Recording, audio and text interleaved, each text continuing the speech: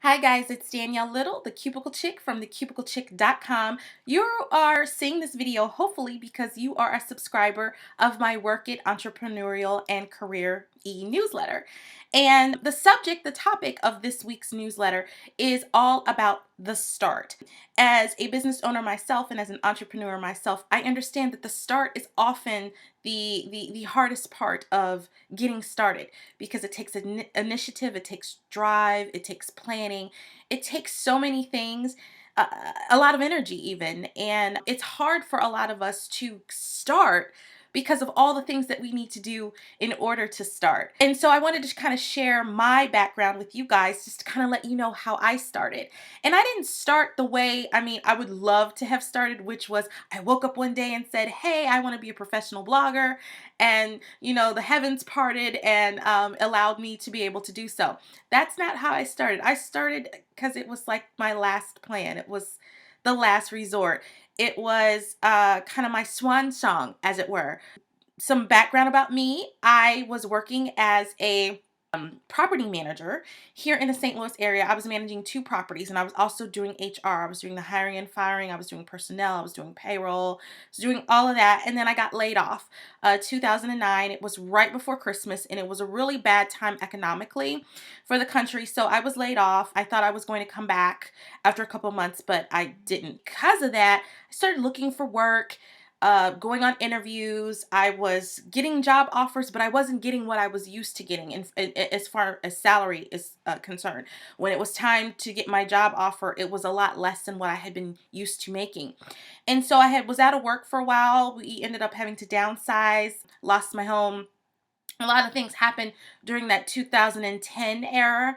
And then I looked at my blog and I said, you know what? This is a blog that I started when I was working, and I had kept it up even while I was laid off. And I said, you know what? This is it. I've lost a lot of stuff.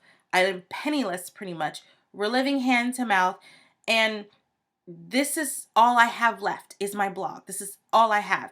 And I did some research and I saw there were other bloggers that were making a living professionally doing it and making good money.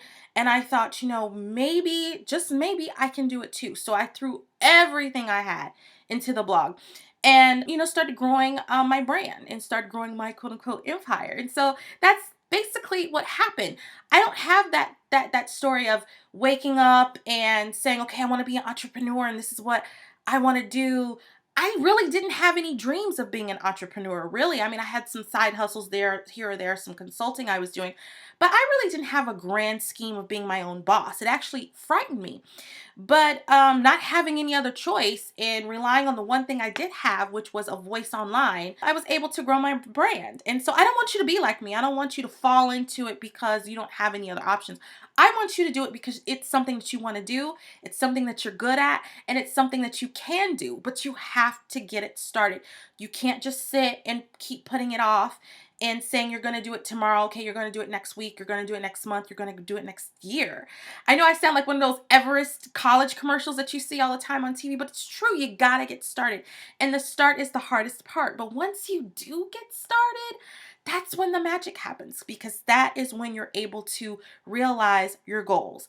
It's not going to be pretty. It's not going to be a cakewalk. I lost a lot even after I started my blog. It wasn't like I started my blog professionally full time and then I made money. It took a while for me to do that, but I look back on all of that now and I know it was all worth it.